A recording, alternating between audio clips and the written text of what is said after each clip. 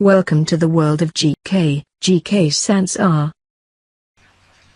नमस्कार दोस्तों, जीके संसार में आप सभी का स्वागत है।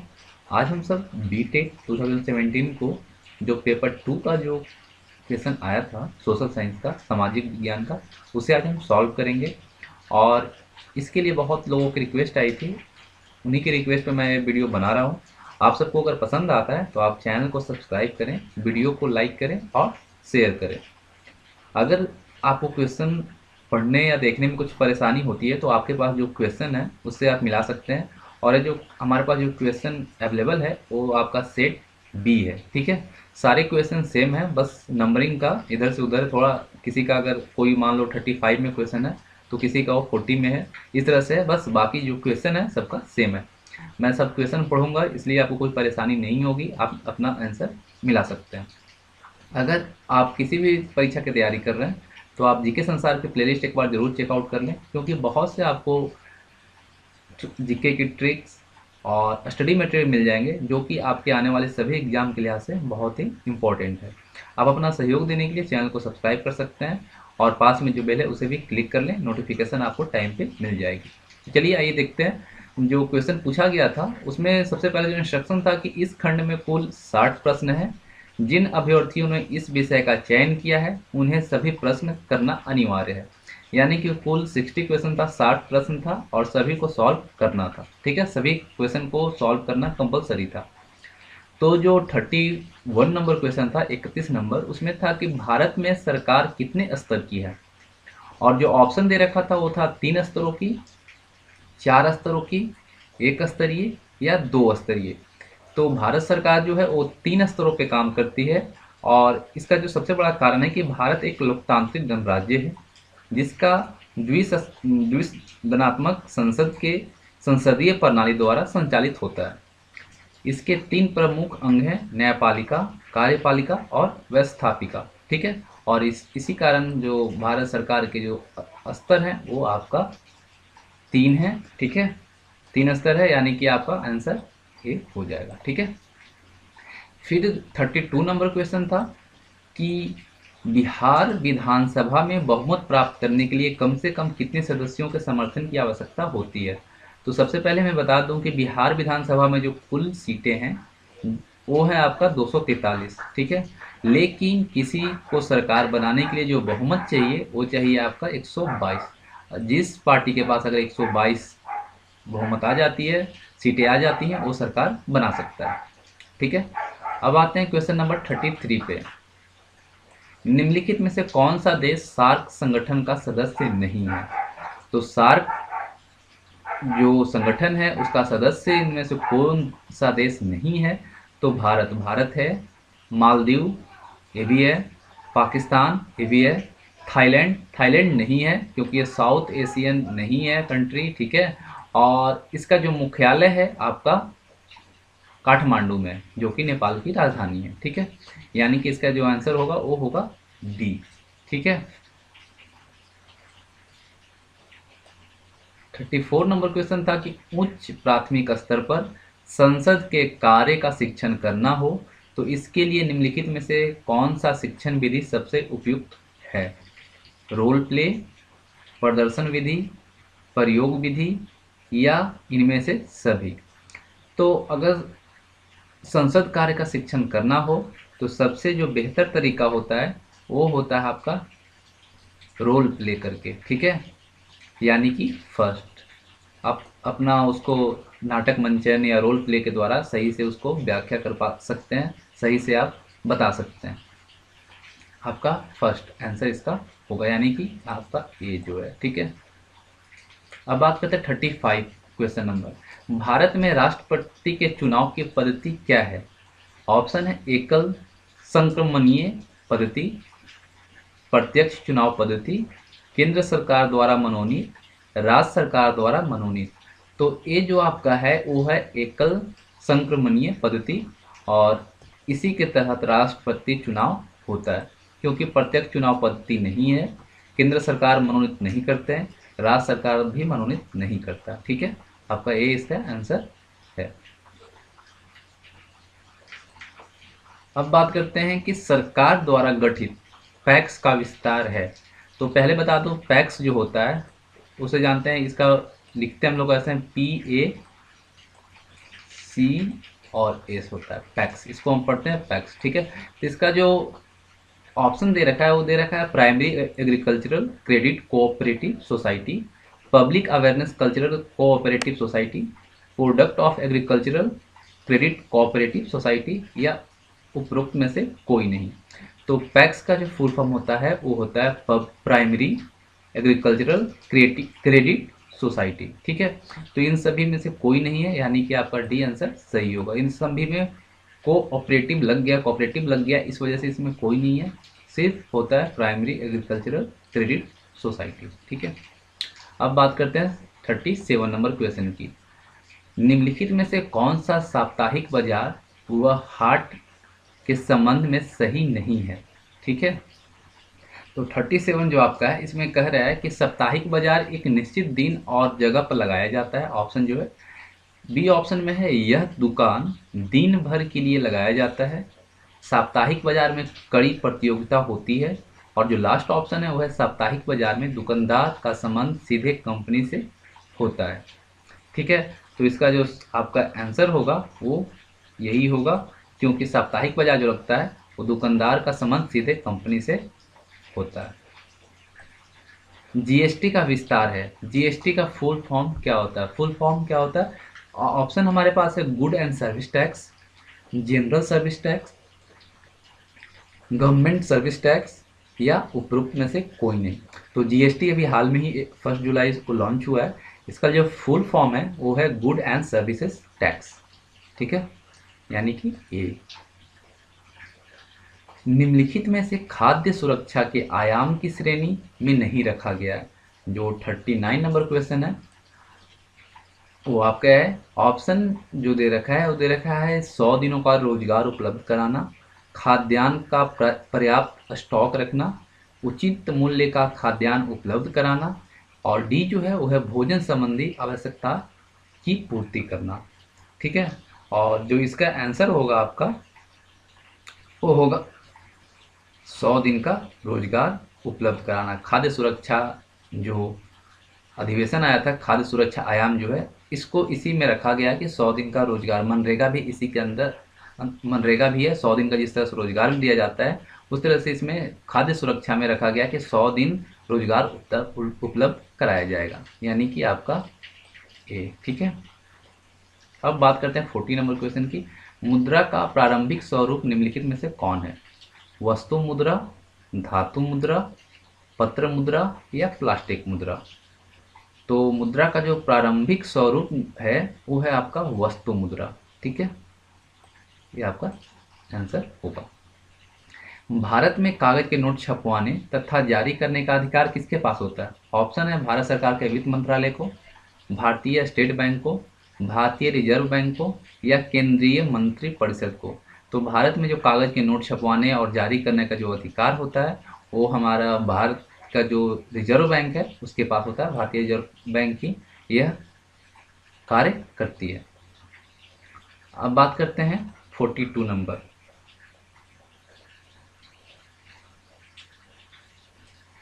42 में है कि निम्नलिखित में से सहकारी समिति के प्रमुख विशेषता नहीं है। ठीक है, कोई भी व्यक्ति इसका सदस्य बन सकता है, सभी सदस्यों को समान अधिकार प्राप्त होते हैं, लाभ का न्यायपूर्ण वितरण होता है, सदस्यों में अधिक लाभ के लिए प्रतिस्पर्धा करनी होती है। तो सहकारी समिति की जो प्रमुख विशेषता है वो है सदस्यों में अधिक लाभ के लिए प्रतिस्पर्धा करनी होती है। ठीक है, 43 नंबर है कि बिहार में जूट उत्पादन में अग्रणी जिला निम्नलिखित में से कौन सा है? अगर ये क्वेश्चन आपसे पूछा गया है तो मैं आपको बिहार एक परिचय पार्ट में ये सब क्वेश्चन आपको मैं बताया हूँ। अगर आप सभी ने पढ़ा होगा तो इसे आपने सॉल्व कर भी लिया होगा। ठीक है, तो इसका जो सही आंसर है वो है पूर्णिया। पूर्णिया जो है वो जूट उत्पादन में अग्रणी जिला आपका है। ठीक है, और एक क्वेश्चन आपका वीडियो से पूरी तरह से आया है। फिर आपका ये है, बिहार सरकार ने किस वर्ष जलकर यानी वाटर टैक्स समाप्त किया? ऑप्शन है 1991, 1994, 1999 और 2005। ठीक है, तो इसका जो है आपका 1991 में वाटर टैक्स बिहार सरकार ने समाप्त कर दिया था। ठीक है, अब बात करते हैं 45 नंबर क्वेश्चन कि उच्च प्राथमिक स्तर पर बाजार एवं मंडी की व्यवस्था का शिक्षण करना हो तो इसके लिए निम्नलिखित में से कौन सा शिक्षण विधि सबसे सही होगा। ऑप्शन है अनुभवजन्य क्षेत्र भ्रमण, 3D मॉडल या व्याख्यान या उपयुक्त में से। ठीक है, क्वेश्चन इतना ही आपका, तो उपयुक्त में से सभी या नहीं जो भी है यहाँ पे। तो आपका यहाँ ऑप्शन दे रखा है केवल फर्स्ट, केवल सेकंड, केवल 1 और 2, केवल 4। तो अगर सबसे जो इसका कारगर उपाय है और कारगर शिक्षण विधि होगा वो होगा आपका अनुभव जन्य क्षेत्र का भ्रमण करके। ठीक है, यानी कि ये। अब बात करते हैं 46 नंबर, समाज विज्ञान में निम्नलिखित में से किससे ली गई विषय वस्तु शामिल होती है। इतिहास, भूगोल, अर्थशास्त्र या मानव विज्ञान। ऑप्शन जो दे रखा है उसमें है केवल 1 और 2, केवल 1 2 3, केवल 1 2 3 4, केवल 4। तो इसके लिए जो सबसे आपका है कि 1 2 3 यानी कि इतिहास, भूगोल और अर्थशास्त्र जो है वो विषय वस्तु शामिल होती है। ठीक है, समाज विज्ञान में इतिहास, भूगोल और अर्थशास्त्र ये तीनों शामिल होती है, मानव विज्ञान इसमें नहीं आता, यानी कि आपका बी आंसर सही होगा। ठीक है, अब बात करते हैं 47 नंबर की, 47 नंबर क्वेश्चन जो है, आप सामाजिक विज्ञान की कक्षा में निम्नलिखित में से किस पर अधिक जोर देंगे। ठीक है, अगर आप सामाजिक विज्ञान की कक्षा में अगर आप पढ़ाते हैं तो किस विषय पर आप सबसे अधिक जोर देंगे। ऑप्शन है सभी बच्चों को सामाजिक विज्ञान की पाठ्य पुस्तकों के तथ्य रटे हुए हों, बच्चों के सामाजिक विज्ञान के विषय वस्तु को विश्लेषित करने की क्षमता विकसित हो, सामाजिक विज्ञान के पाठ्य पुस्तकों को समय पर पूरा कर लिया जाए, या किसी भी तरह सामाजिक विज्ञान की परीक्षा में बच्चों को अच्छे अंक आ जाएं। तो इसका जो सबसे सटीक और सही आंसर होगा वो होगा बच्चों में सामाजिक विज्ञान के विषय वस्तु को विश्लेषित करने की क्षमता विकसित हो। ठीक है, समाज विज्ञान शिक्षण निम्नलिखित में से किन पर केंद्रित होना चाहिए। ठीक है, ऑप्शन है अवधारणा निर्माण, ज्ञान, कौशल तथा क्षमता या मूल्यबोध। ऑप्शन के अकॉर्डिंग यहाँ पे जो हम पूछा जा रहा है कि केवल 1 और 2, केवल 1 और 3, केवल 1 2 3, केवल 1 2 3 4। तो इसके लिए जो सबसे उपयुक्त आंसर होगा वो होगा आपका अवधारणा के निर्माण, ज्ञान, कौशल तथा क्षमता, मूल्यबोध, यानी कि चारों इन बातों पे केंद्रित होकर ही समाज विज्ञान का शिक्षण सही से संभव हो पाएगा, यानी कि डी आपका इसका सही आंसर होगा। अब बात करते हैं 49 नंबर क्वेश्चन की, बिहार के सामाजिक विज्ञान की पाठ्य पुस्तकों के संदर्भ में निम्नलिखित में से कौन सा सुमेलित नहीं है। ये जो आपका पाठ्य पुस्तक है इसके संदर्भ में आपने पढ़ा होगा पाठ्य पुस्तक, तो आपको पता होगा। तो जो फर्स्ट ऑप्शन है आपका उसमें कह रहा है कि अतीत से वर्तमान भाग 2 जो है वो कक्षा 6 में आता है, हमारी दुनिया भाग 3 जो है वो कक्षा 8 का है, हमारी दुनिया भाग 2 कक्षा 7 का है, और सामाजिक, आर्थिक व राजनीतिक जीवन भाग 2 जो है वो कक्षा 7 का है। तो इसमें कह रहा है कि सुमेलित नहीं है। तो ठीक है, अतीत से वर्तमान भाग 2 जो है कक्षा 6 ये सुमेलित नहीं है, यानी कि आपका ये आंसर सही होगा। और इस चीज़ को आप जिन्होंने पढ़ा है बुक को, इन सब किताबों को पढ़ा है कक्षा 22, उनको पता होगा कि ये आंसर ही सही है। ठीक है, अब बात करते हैं 50 नंबर क्वेश्चन की, सामाजिक विज्ञान की पाठ्यचर्या के संबंध में निम्नलिखित में से कौन सा कथन सही नहीं है। यहाँ पे पूछा जा रहा है सही नहीं है।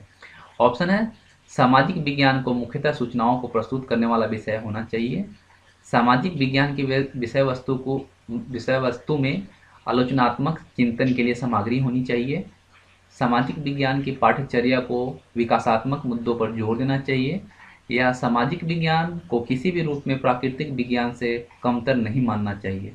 तो इसका जो सही आंसर होना चाहिए वो होना चाहिए आपका ए, कि सामाजिक विज्ञान को मुख्यतः सूचनाओं को प्रस्तुत करने वाला विषय होना चाहिए।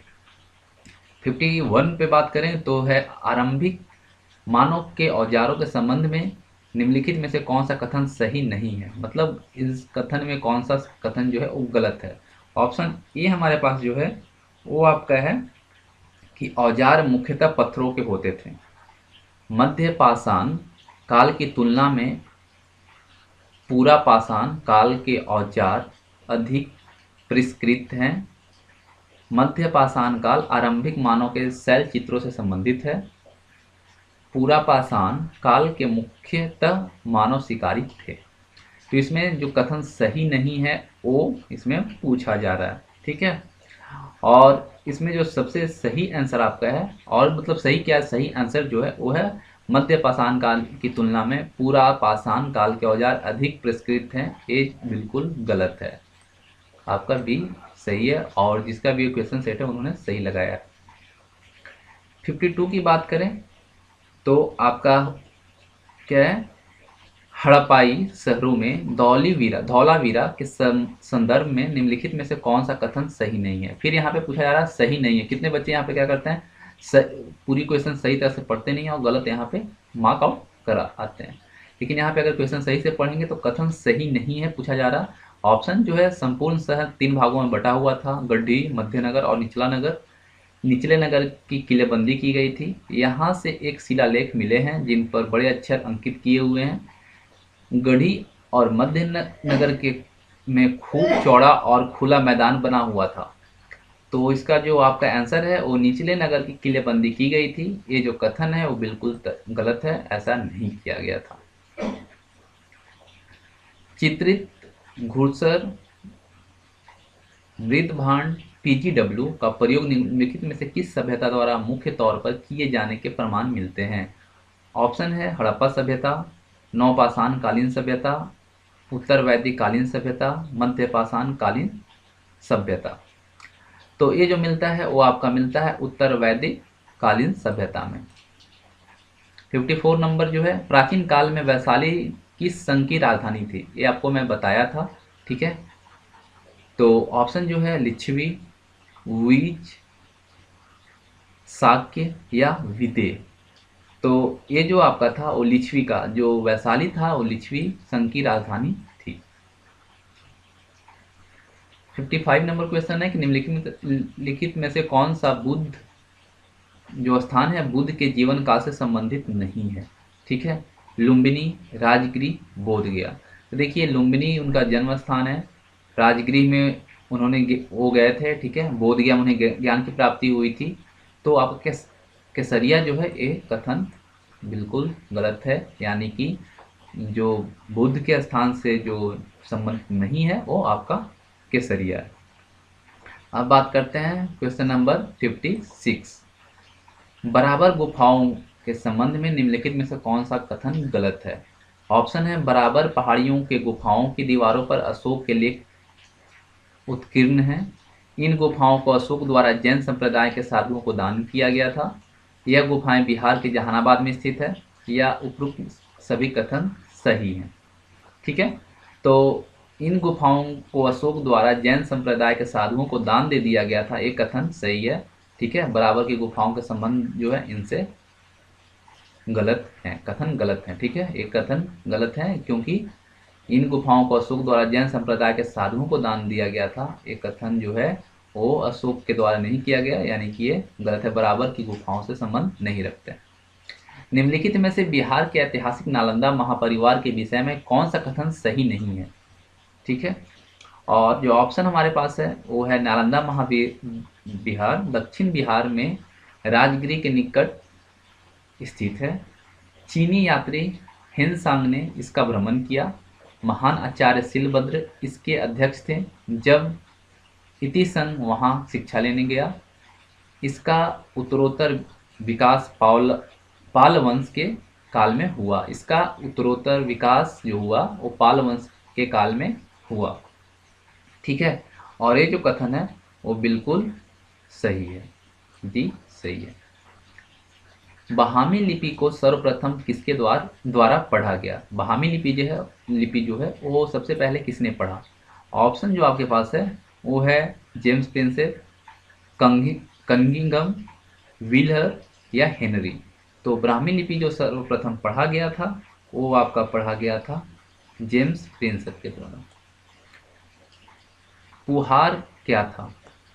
दक्षिण भारत का संगमकालीन बंदरगाह, बिहार में एक मौर्यकालीन व्यापारिक केंद्र, कुषाणकालीन महाजनपद या गुप्तकालीन कला संस्कृति की नगरी। तो पुहार जो था आपका वो दक्षिण भारत का समकालीन बंदरगाह है, ठीक है, बंदरगाह था। आपका ए इसका सही आंसर होगा। निम्नलिखित में से कौन सा सुमेलित नहीं यानी कौन सा मैच नहीं करता? वातापी, चालुक्य, ठीक है, ए बिल्कुल सही है। ए वातापी जो है चालुक्य का है। पल्लव, महेंद्र वर्मन प्रथम, ये भी बिल्कुल सही है, इन्होंने ही इसका स्थापना किया था। चालुक्य, पुलकेशिन द्वितीय, ये बिल्कुल सही है। चंदेल, महाबलीपुर, ये आपका नहीं है यानी कि डी गलत है। ये आपका सही आंसर होगा डी, ठीक है। निम्नलिखित में से कौन सी श्रृंखला कालानुक्रम के हिसाब से सही है? ठीक है, आपका ऑप्शन जो है बाबर, अकबर, हुमायूं, शाहजहां, शेरशाह के बाद हुमायूं, हुमायूं के बाद अकबर, अकबर के बाद जहांगीर, शाहजहां के बाद हुमायूं, उसके बाद अकबर, फिर जहांगीर, औरंगजेब, फिर जहांगीर, उसके बाद शाहजहां, फिर आलमगीर। तो इसका जो आंसर होगा वो होगा शेरशाह पहले आए, फिर हुमायूं, फिर अकबर, फिर जहांगीर, यानी कि बी, ठीक है। अब बात करते हैं क्वेश्चन नंबर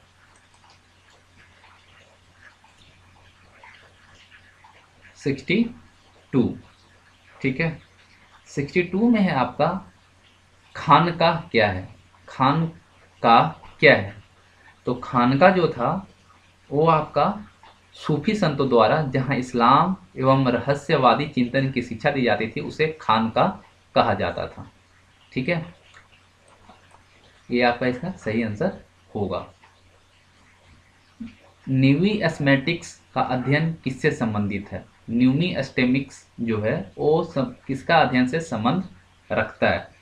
तो ये जो है आपका जो सिक्के का अध्ययन करता है उसे बोला जाता है न्यूमिस्मेटिक्स, ठीक है। ये आपका इसका सही आंसर हो जाएगा। निम्नलिखित पंक्तियों किससे संबंधित है? शुभ सुख चैन की वर्षा वसरे, भारत भाग्य है जागा, पंजाब सिंध गुजरात मराठा, द्रविड़ उत्कल बंगा, चंचल सागर विंध्य हिमालय, नीला जमुना गंगा, ठीक है। तो ये जो आपका पंक्ति है वो किससे संबंधित है? एक क्वेश्चन में आपका पूछा गया है। तो ये जो संबंधित है वो आज़ाद हिंद फौज का राष्ट्रीय गीत था, ठीक है। आज़ाद हिंद फौज जो था जो कि आपका ये सुभाष चंद्र बोस के द्वारा स्थापित किया गया था, उसमें यह गीत को, ठीक है, राष्ट्रीय गीत बनाया गया था।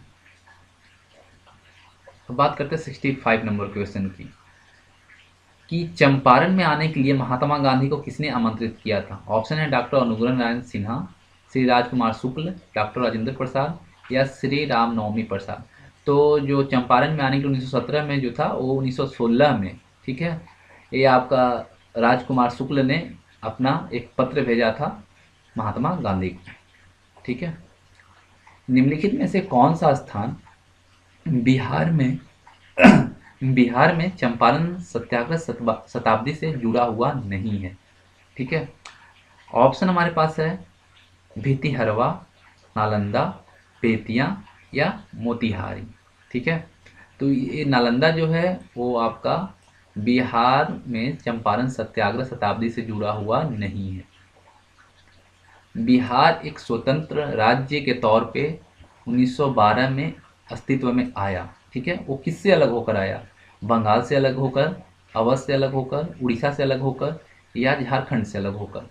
तो बिहार एक स्वतंत्र राज्य जो 1912 में अस्तित्व में आया वो बंगाल से अलग होकर आया और 1936 में वो उड़ीसा से अलग होकर एक स्वतंत्र राज्य बना था।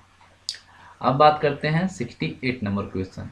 68 में हमारा है कि 19वीं शताब्दी में विलियम एडम द्वारा देसी शिक्षा पर तैयार किए गए रिपोर्ट के अनुसार निम्नलिखित में से क्या सही नहीं है। ठीक है, ऑप्शन जो दे रखा है उसमें है कि विद्यार्थियों को अलग अलग कक्षाओं में नहीं बिठाया जाता है। एडम ने पाया कि बंगाल और बिहार में 1 लाख से ज़्यादा पाठशालाएं थी। उस समय पाठशालाएं स्थानीय समुदाय या संपन्न लोगों द्वारा चलाई जाती थी। देशज देशज विद्यालय में शिक्षा के तरीकों में लचीलापन नहीं था। ठीक है, तो जो रिपोर्ट के अनुसार निम्नलिखित में सही नहीं है वो यही था कि देशज विद्यालयों में शिक्षा के तरीकों में लचीलापन नहीं था। यह कथन जो है वो गलत है, यानी कि डी इसका सही आंसर होगा। इतिहास का शिक्षण इस तरह किया जाना चाहिए कि किस तरह किया जाना चाहिए वो आपसे ऑप्शन में दे रखा है कि विद्यार्थियों को अपने विषय में होते रहे बदलाव और निरंतरता की प्रक्रियाओं की खोज में सक्षम बना पाए, विद्यार्थियों को इतिहास की घटनाओं को याद करा सकें, विद्यार्थियों को यह समझा सकें कि वह अपने अतीत को हम कैसे बदल सकते हैं, या विद्यार्थियों को इतिहास की विषय वस्तु को केवल एक दृष्टिकोण से देखने के लिए नियंत्रित कर सके। तो इतिहास का शिक्षण इस तरह किया जाना चाहिए कि विद्यार्थियों को अपने विश्व में होते रहे बदलाव और निरंतरता की प्रक्रियाओं की खोज में सक्षम बना पाए, तभी इतिहास का शिक्षण कारगर हो सकता है। यानी कि पहला आंसर इसका ए जो है वो सही होगा। अब बात करते हैं 70 नंबर 70 नंबर जो क्वेश्चन है 70 नंबर वो देखते हैं। कक्षा 8 के पाठ अंग्रेजी शासन के खिलाफ संघर्ष का शिक्षण करना हो तो इसके लिए निम्नलिखित में से कौन सी शिक्षक विधि उपयुक्त है। ऑप्शन है रोल प्ले, संबंधित डॉक्यूमेंट्री दिखाकर चर्चा करेंगे, या प्रयोग विधि से, या उपयुक्त में से जो ऑप्शन हमारे पास केवल एक, केवल दो, केवल एक और दो, केवल चार। तो इसके लिए जो सबसे उपयुक्त शिक्षण विधि होगा वो होगा संबंधित डॉक्यूमेंट्री दिखाकर चर्चा करके। ठीक है, यानी कि बी। अब 71 नंबर जो क्वेश्चन है उसकी बात करें तो है पृथ्वी की विभिन्न परतों के संबंध में निम्नलिखित में से कौन सा कथन सही नहीं है। यहाँ पूछा जा रहा है कि कौन सा कथन सही नहीं है। तो पहला ऑप्शन जो है सबसे ऊपरी परत को सियाल कहते हैं, बिल्कुल सही। बीच की परत को मेंटल कहते हैं जिसमें सिलिका और मैग्नीशियम होता है, बिल्कुल सही। सबसे अंदर की परत को क्रोड कहते हैं, ये भी सही है। सबसे ज़्यादा दबाव और तापमान जो होता है वो बीच की परत सीमा सिग्मा पर होता है, ये बिल्कुल गलत है। यही आंसर आपका सही होगा। निम्नलिखित में से रूपांतरित चट्टान का उदाहरण कौन सा है। रूपांतरित चट्टान जो होता है उसका उदाहरण क्या है। अब बात करें इसका ऑप्शन का तो चूना पत्थर, संगमरमर, बेसाल्ट या बालू पत्थर। तो रूपांतरित चट्टान का जो सबसे बड़ा उदाहरण है वो आपका है संगमरमर। ठीक है, अब आते हैं आगे। अभी हमने डिस्कस किया था 72, अब बात करते हैं 73 का। तो 73 में जो क्वेश्चन है वो है कि निम्नलिखित में से बिहार के कौन से जिले भूकंप क्षेत्र 5 के अंतर्गत आते हैं। ठीक है, वो कौन सा जिला है जो भूकंप क्षेत्र 5 के अंतर्गत आता है। तो वो जिला जो है वो है मधुबनी। ठीक है, मधुबनी जो है भूकंप क्षेत्र 5 के अंतर्गत आता है।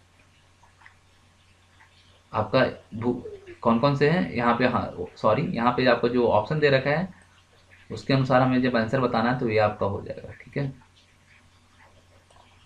मधुबनी में भी आता है।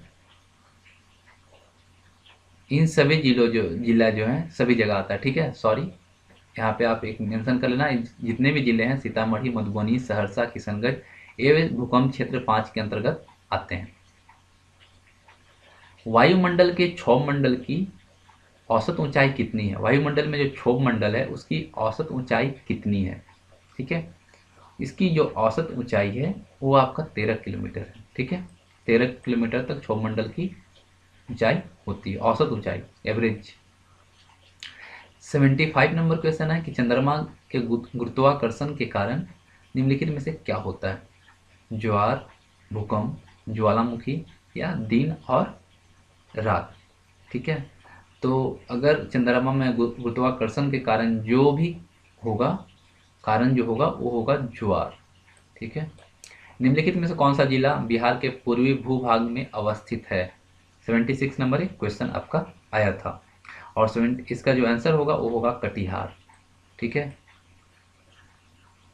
निम्नलिखित में से बिहार के किस जिले की सीमा किसी अन्य राज्य में नहीं लगती? औरंगाबाद, दरभंगा, गोपालगंज, पूर्णिया। इसका जो सही आंसर होगा वो होगा दरभंगा। ठीक है। इन सभी जिलों के जो बॉर्डर हैं वो दूसरे राज्य से मिलते हैं। स्थलीय समीर चलती है, स्थलीय, एक मिनट, हाँ 78 नंबर जो है, स्थलीय समीर चलती है, सदा रात में चलती है, सदा दिन में चलती है, कभी भी, या उपयुक्त में से कोई नहीं।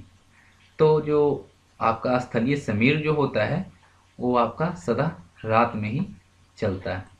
ठीक है। रात में ही स्थलीय समीर चलती है। अब 79 नंबर जो क्वेश्चन है वो है कि मृदा में ह्यूमस पाया जाता है, यानी कि मिट्टी में जो ह्यूमस पाया जाता है उस कहाँ पाया जाता है? सबसे ऊपर के स्तर पर, बीच के स्तर पर, सबसे नीचे स्तर पर, या किसी भी स्तर पर। तो इसका जो सही आंसर होगा वो होगा सबसे ऊपर के स्तर पर। ह्यूमस जो होता है वो सबसे ऊपर के स्तर पर पाया जाता है। निम्नलिखित में से दक्षिण पूर्व एशियाई देश कौन सा है? ऑप्शन है अफगानिस्तान, वियतनाम, श्रीलंका या मॉरिशस। तो जो दक्षिणी पूर्वी एशियाई देश जो है, ठीक है, इसमें से वो आपका है वियतनाम। ठीक है। अब 81 नंबर जो है, पृथ्वी पर दिन और रात मिलाकर 24 घंटे का समय लगता है, इसका कारण क्या है?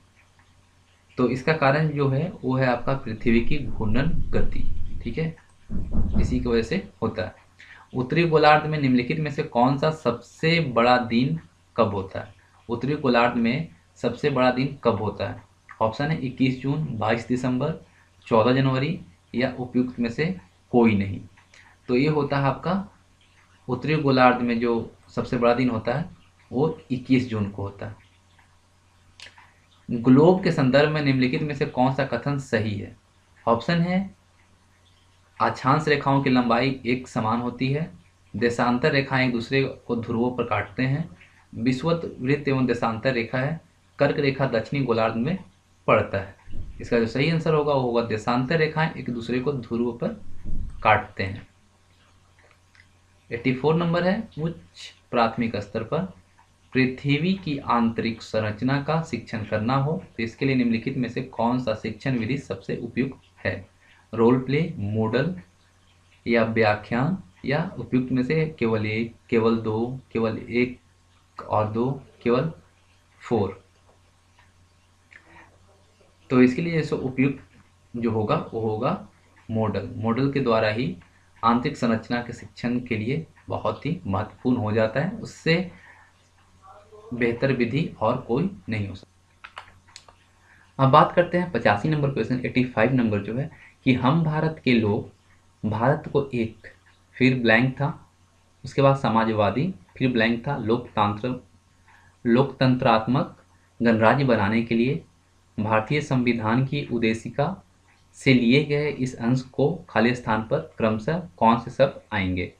तो यहाँ पे दो जो ब्लैंक दे रखा है उसमें भरना था, और ऑप्शन जो था हमारे पास वो था संपूर्ण प्रभुत्व, संपन्न, पंथ निरपेक्ष, न्यायवादी और समतावादी, संपूर्ण प्रभुत्व, संपन्न, धर्म निरपेक्ष, या उपरोक्त में से कोई नहीं। तो इसको जो भरने के लिए जो सबसे यहाँ पे हमें दिख रहा है वो दिख रहा है आपका संपूर्ण प्रभुत्व और संपन्न पंथ निरपेक्ष, जो आपका ऑप्शन ए है, ये आपका यहाँ पे आ जाएगा। अब बात करें अगर 86 नंबर की, तो आपका है निम्नलिखित में से किस राज्य में विधान परिषद नहीं है? बिहार, उत्तर प्रदेश, जम्मू एंड कश्मीर, मध्य प्रदेश। तो विधान परिषद कौन से राज्य में नहीं है? तो इसका जो सही आंसर है वो है मध्य प्रदेश। मध्य प्रदेश में विधान परिषद नहीं है। निम्नलिखित में से संसद का अंग होता है राष्ट्रपति, उपराष्ट्रपति, लोकसभा, राज्यसभा और केवल ऑप्शन जो है वो हमारे पास केवल एक और दो, केवल एक, दो, तीन, केवल एक, तीन और चार।